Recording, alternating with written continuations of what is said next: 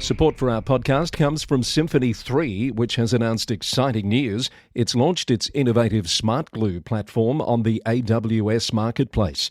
That makes the secure and affordable integration solution accessible to government agencies worldwide. The platform includes over 50 pre-built connectors specifically designed for public sector systems, government APIs, enterprise solutions and AWS services to transform citizen experiences by breaking down data silos. Smart Glue delivers operational excellence for local governments through cost reduction, process optimization, improved decision-making and scalable architecture, all while maintaining comprehensive security and compliance standards required by public sector organisations. Get in touch to see how Symphony 3's expanded team and solutions can support your goals. Head to symphony3.com to find out more.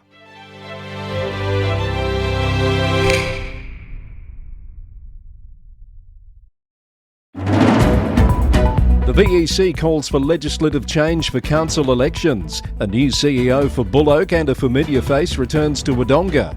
Brimbank embroiled in legal disputes. Workplace improvement notices for Shoalhaven for councillor safety. A new council GM in New South Wales and a twist in the Parramatta sacking saga. The investigation into Townsville's former mayor is complete. Calls for Redland Council to be sacked. And indefinite leave for a WA Council CEO. That's all ahead on a bumper edition of the Local Government News Roundup. Welcome along to our podcast, bringing you up to date with news from across the sector, right across Australia and beyond. The Local Government News Roundup is brought to you by the Victorian Local Governance Association, your councillor support network and the national broadcaster on all things local government. With support from Symphony 3, simple, connected customer experiences. Their Smart Glue platform is available worldwide on the AWS marketplace.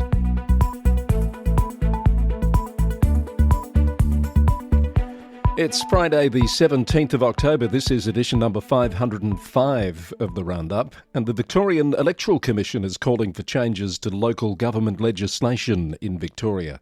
10 recommendations are made in the Commission's election report submitted to the Parliament this week. It's also made 27 operational commitments. They include a continued focus on strengthening safeguards to detect and prevent postal vote fraud, exploring options to publish provisional results in real time, and requiring candidates to include political affiliations in the candidate questionnaire.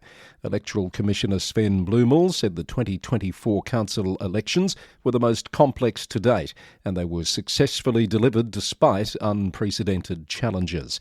The 216-page report is available on the VEC website. Ron Mildren is the new representative on Wodonga City Council after a by-election was held to fill an extraordinary vacancy. The former mayor was on the council for 8 years until last year's elections. He was one of 6 candidates standing for the by-election and will represent Lake Hume Ward on Wodonga Council until the next general election in October 2028. The extraordinary vacancy happened due to the resignation of councillor Hannah Seymour.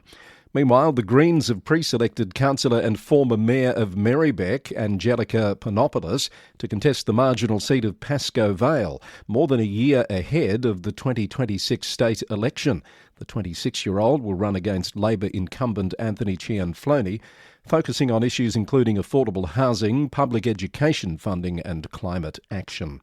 Buloke Shire Council has officially appointed Daniel McLaughlin as its new CEO at this week's ordinary council meeting. A proud Birchip local, Mr McLaughlin has held the role on an interim basis since last month, but has been with the council in various roles since 2019. Brimbank Council is facing 2 legal disputes at the Fair Work Commission after allegedly sacking a casual lifeguard who encouraged colleagues to vote against a pay offer. That's according to the Herald Sun. The ASU claims the council ran a campaign of intimidation against union members and allowed 46 ineligible staff to vote in the enterprise bargaining ballot. The council's chief executive, Fiona Blair, has rejected the allegations, calling them ill-founded and misconceived. The City of Greater Bendigo has paused plans for an extended e-scooter trial as the industry prepares for significant legislative changes, with new Victorian government safety and regulatory requirements expected later this year. Beam Mobility, which operated the initial 12-month trial that launched in May last year, has chosen not to continue beyond its temporary extension, citing lower than expected ridership that made the service financially unviable. Mansfield Shire Council has issued an open letter calling on the Victorian Government to urgently fix deteriorating state-managed roads after months of unanswered correspondence with Roads Minister Melissa Horne.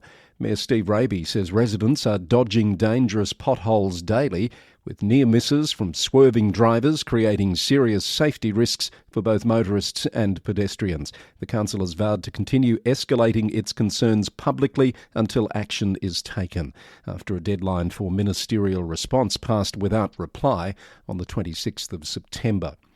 Yarra Ranges Council has unanimously approved a $10 million emergency overdraft facility to fund immediate disaster recovery efforts as the region faces increasingly severe weather events, according to the Star Mail. The facility allows the council to access funds immediately rather than waiting for state and federal government support, with 13 severe weather events costing the council $44.7 million over the past 5 years. A leading advocacy group is calling on the Victorian Government to invest in the state's southwest with a particular focus on roads and tourism.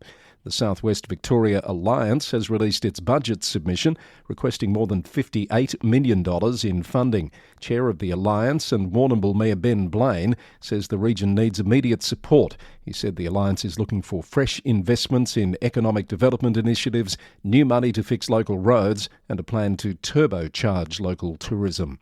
And a powerful anti-bullying campaign developed by primary school students is now spreading across Latrobe City. The Kindness is Key Stop Bullying initiative comes after young voices identified bullying as one of their biggest concerns. Over the past 3 years, Latrobe City Council worked with local schools through co-design workshops supported by Vic Health. Latrobe City Mayor, Councillor Dale Harriman, says the students created the campaign message themselves, envisaging a bright, colourful campaign to be shared on digital screens, billboards and in every school across the city.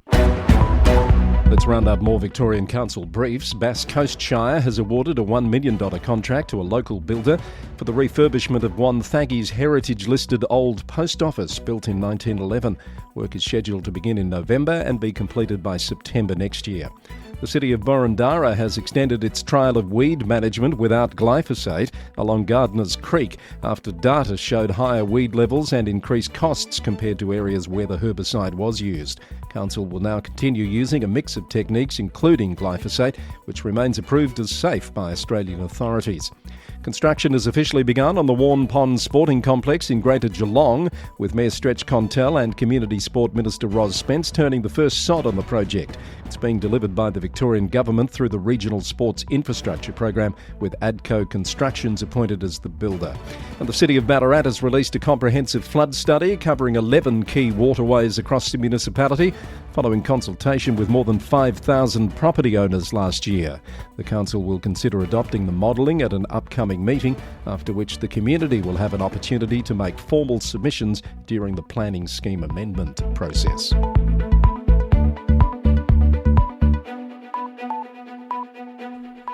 The Local Government News Roundup is brought to you by the Victorian Local Governance Association, and it's my pleasure every week to host the VLGA Connect program on behalf of the VLGA. And coming up today, a brand new episode dropping on YouTube and podcast. And my guests include two mayors from the north of Melbourne, the Mayor of Marybeck, Helen Davidson, and the Mayor of Nillumbik, John Dumarick, talking about that big new 7 council campaign shining a light on the transport issues in the northern part of metropolitan Melbourne. And Tony Rownick will be joining me. We've got lots to discuss with Tony: the Whittlesea Commission of Inquiry report, the recent Monitors report out of Brimbank, the return to work of Maribyrnong's mayor, and more. So it's a bumper edition of VLGA Connect coming up later today. Look out for it on YouTube and podcast. Focusing on New South Wales now, and Safe Work New South Wales has issued improvement notices to Shoalhaven City Council regarding workplace safety for councillors. The Workplace Health and Safety Regulator has directed the council to provide better support for councillors in managing psychosocial hazards at work. 2 improvement notices require the council to consult with councillors about workplace risks and provide training on acceptable workplace behaviours. The council's newly appointed CEO Andrew Constant says he takes the action very seriously. While SafeWork New South Wales hasn't disclosed the specific nature of complaints, Mr Constant says he's committed to working with staff and councillors to exceed the requirements. The council must complete consultation by October 30th and provide training by December 12th. Local Government Minister Ron Honig has defended his intervention in proceedings against former Bayside Mayor Bill Saravinovsky, telling Parliament he pressed the Office of Local Government to act promptly because of overwhelming evidence of corruption and serious misconduct. The Sydney Morning Herald has confirmed the OLG struck a plea deal with Saravinovsky's lawyers before a tribunal hearing, with both parties submitting the former mayor should receive a reprimand rather than being disqualified from office. Premier Chris Minns has defended Mr Honig's actions, saying the minister was caught between a rock and a hard place and made the right decision given an election was approaching. In a twist to the story of Parramatta Council's sacking of its CEO Gail Connolly, the Daily Telegraph reported claims that councillors were not informed she was on workers' compensation when they voted to terminate her contract this week. Under New South Wales workers' compensation laws, employees cannot be dismissed within 6 months of being unfit for work unless there's a valid reason unrelated to the injury, raising questions about the legality of the termination that occurred just weeks after Ms Connolly went on compensation leave on the 26th of September. Port Macquarie Hastings Council has approved Robert Fish as its new General Manager, effective November 3rd. Fish, who's been acting CEO since March, was selected after a rigorous nationwide recruitment process involving all councillors. Mayor Adam Roberts praised his leadership during the May weather event and his ability to earn the respect of the community and the organisation. Mr Fish has previously held senior roles at Kempsey Shire, Yass Valley and Great Lakes Councils before taking on the Director Community Infrastructure role at Port Macquarie Hastings in 2022. Berrigan Shire Council will broaden the search for its new Chief Executive Officer and take more time to secure the right candidate. The council resolved to extend the recruitment timeframe this week and extend the contract of interim CEO Mark Dupay into next year. Mayor Julia Cornwell-McKean said the decision reflects Council's commitment to securing the right candidate to lead the organisation and deliver high-quality services to the community. She said the extension of Mr Dupay's contract will ensure continuity and stability during the extended search period. The Sydney Morning Herald reported this week that Ku-ring-gai Council is pushing ahead with plans for a 30% rate rise that would generate an additional $22.6 million in annual revenue, despite critics calling the increase unjustified during a cost of living crisis. More than 40,000 Upper North Shore homeowners would see their rates increase by an average of $523 annually, making them some of the highest residential rates in Sydney. Councillors will vote this month on the proposal. 2 Sydney councils are urging residents to choose environmentally friendly Halloween decorations this year, warning that synthetic cobwebs and similar items can harm local wildlife. Willoughby City Council and Inner West Council say fake spider webs can trap birds and other animals or be mistaken for food and eaten. 9 News reported that the councils are encouraging people to use natural materials like straw, cotton wool, sticks, leaves and pumpkins instead of synthetic decorations. And Griffith City Council has welcomed the commissioning of a new cremator in the town by Griffith Regional Funeral Services, marking an important expansion of local funeral service options. The new cremator has been fully funded and delivered by the Funeral Services organisation without any financial involvement from the council, and it's expected to be fully operational by the end of next week. Griffith Mayor Doug Curran says the community has been calling for local cremation services, and the council understands a second funeral director will soon be offering cremation services as well. More New South Wales Council news in brief. Camden Council has elected Councillor Therese Fideli as Mayor for a third non-consecutive term, with Councillor Ashley Cagney taking on the role of Deputy Mayor. Meanwhile, at Gunnedah Shire, the councillors re-elected Kate McGrath as Deputy Mayor for a second consecutive 12-month term. Lismore Council has received the first of 8 new garbage trucks purchased with a $5 million grant from the New South Wales Government following the devastating 2022 floods. The new fleet features advanced technology for improved safety and efficiency. Bega Valley Shire has won the Keep Australia Beautiful New South Wales Tidy Towns Award in the Communication and Engagement category for its Let's Get It Sorted Waste Education campaign. Since the program began, 20 schools have participated with support from more than 180 student volunteers and 32 teachers. And the world's largest cycling festival brand is coming to the Southern Hemisphere for the first time, with Sea Otter Australia set to transform Bateman's Bay and Mogo Trails into a major international cycling hub from October the 22nd. Euro-Badalas Shire Mayor Matthew Hatcher says the event will elevate Bateman's Bay as a world-class cycling destination.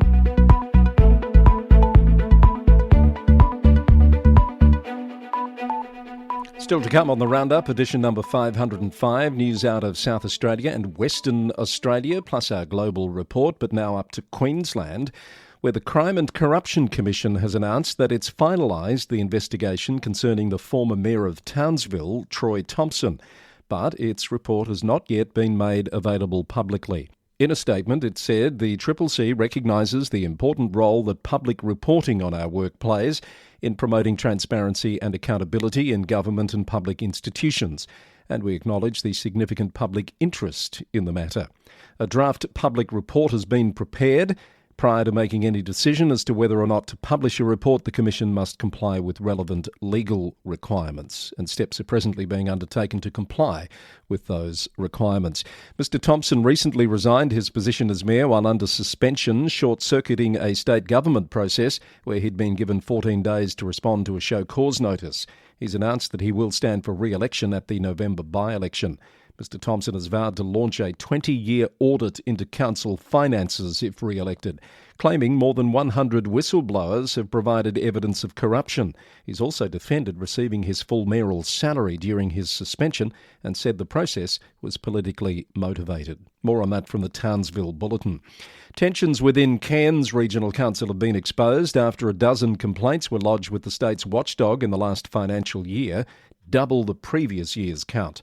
The Cairns Post reported that the complaints have fuelled ongoing friction between Mayor Amy Eden and councillors, particularly over CEO appointments and investigations into the Mayor's conduct. Mayor Eden has called the complaint system flawed and prone to misuse, while the Office of the Independent Assessor faces a significant backlog in processing cases.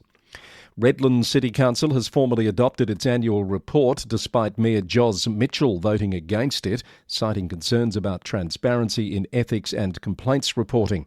The Courier Mail reported that the vote comes as a petition signed by nearly 1,500 residents, calls for the state government to sack the mayor and councillors over alleged dysfunction within the council. The council collected an extra $23.5 million from ratepayers compared to the previous year, bringing total rate revenue to $332 million, while finishing with a $1.7 million surplus. Sunshine Coast Council has restored its Australia Day Awards after community pushback against their rebranding as the Sunshine Coast Biosphere Community Awards.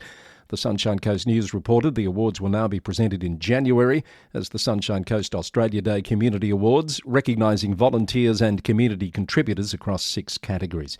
Nominations for the 2026 awards close on November the 30th. And Fraser Coast Regional Council has approved an additional $700,000 for the Hervey Bay Basketball Association's new stadium, despite controversy and split votes among councillors. The Courier Mail reported the decision was opposed by 3 councillors who raised concerns about setting a precedent for community funding, while a 4th abstained over worries about financial process and fairness to other sporting groups.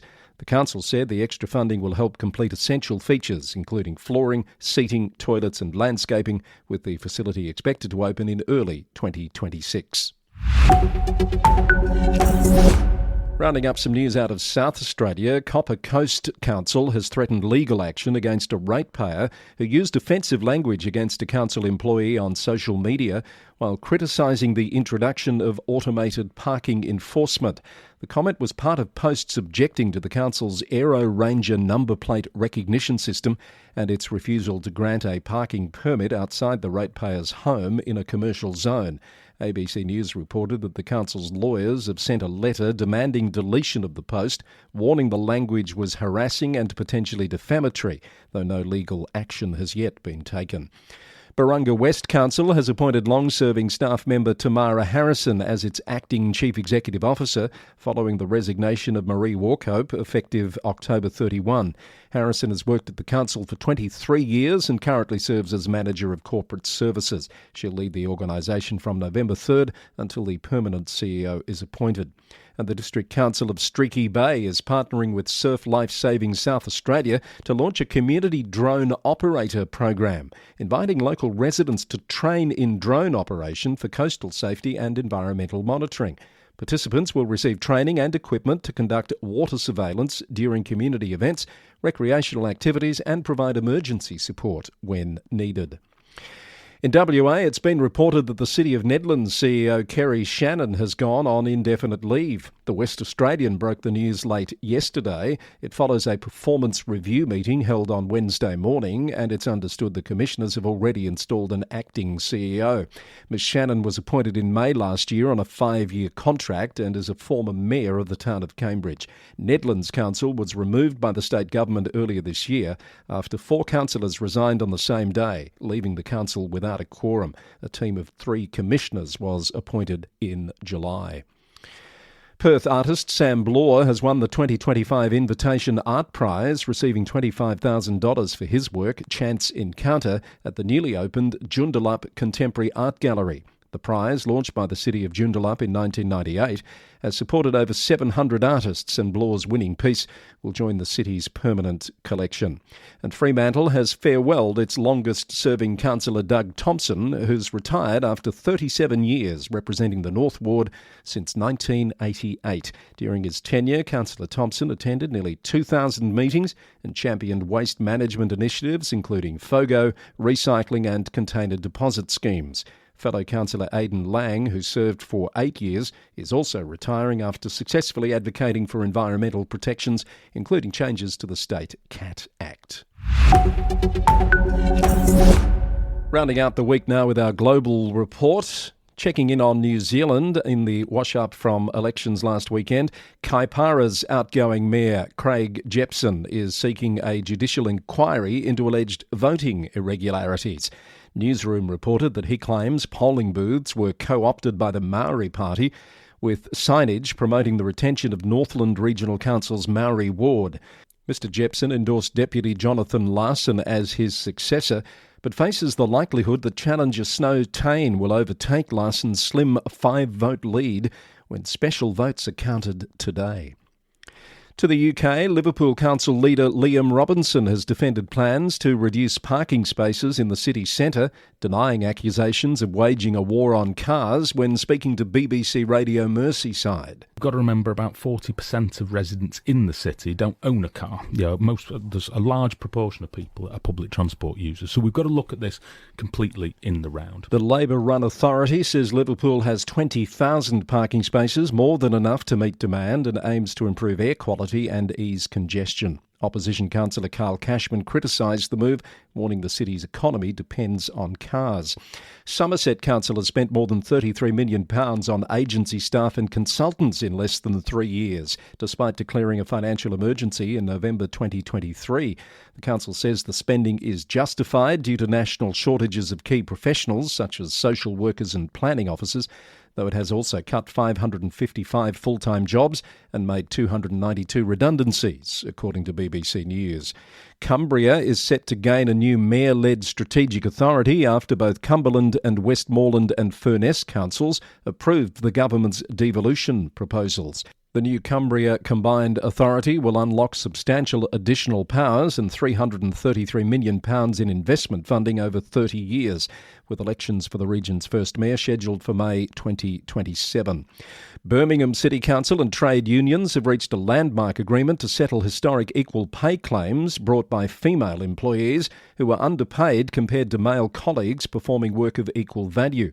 Localgov.co.uk reported that the settlement, finalised after an agreement reached in principle last December, will see affected employees receive compensation for years of wage inequality. Some news out of the US. A crucial vote in Reno, Nevada could determine whether a major development shifts from building 5,000 homes to constructing water-intensive data centres in one of America's driest states.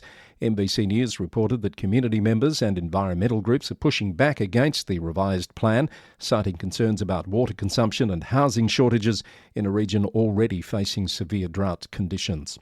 Reuters reports that New York City has filed a lawsuit against major social media companies, alleging they deliberately designed their platforms to addict children. The legal action represents one of the most significant municipal challenges to social media companies' practices regarding youth mental health. And in Virginia, 8 of 9 Alexandria Redevelopment and Housing Authority commissioners have resigned after the mayor and city council demanded their departure, leaving the agency that manages over 1,100 public housing units with just one board member. The mass resignations follow weeks of escalating tension over the board's handling of former CEO Eric Johnson, who was terminated after an investigation found he improperly stayed in a public housing unit. The City Council will hold an emergency meeting tonight to appoint new commissioners, according to alxnow.com. And let's finish up in Canada. CTV News reports that Greater Sudbury City Council will vote next week on a motion calling on the Ontario government to reimburse the city for lost revenue after Premier Doug Ford ordered municipalities to remove speed cameras. The city currently operates 6 speed cameras that generate funds used for traffic calming measures, and officials warn removal will increase policing costs and reduce road safety funding. In northern Ontario, 39 Timmins transit workers have accepted a new contract that includes wage increases, potentially ending a strike that has lasted 1 month. The City Council is set to vote on the deal on Tuesday, and if approved, bus service will resume for residents. London City Council has unanimously approved a $7 million modular micro-shelter complex featuring 60 heated and air-conditioned units. Mayor Josh Morgan has championed the project as part of dealing with the city's housing crisis. I don't expect this to be perfect, but I do think that we have to do something. The project will include washroom facilities, laundry, security and support staff, with most units expected to be available by year's end. And finally, Sault Ste. Marie City Council is reviewing a $15,000 Integrity Commissioner investigation into Councillor Angela Caputo's social media post that called late US podcaster Charlie Kirk a symbol of white supremacy. Despite facing calls for her resignation, Councillor Caputo says she stands by her remarks, according to CTV News. And that's the podcast for today and for this week. This was edition number 505, recorded on the morning of Friday the 17th of October 2025. Any comments or feedback can be sent by email to lgweeklynews@gmail.com, and you can find out more details about this episode, including story links, by heading to lgnewsroundup.com. The Roundup is brought to you by the Victorian Local Governance Association, the national broadcaster on all things local government, with support from Symphony 3, simple, connected customer experiences. It's recorded in the city of Greater Geelong, Victoria, on the land of the Wodonga people of the Kulin Nation. We come your way 3 times a week, every Monday, Wednesday and Friday. Until Monday, thanks for listening and bye for now.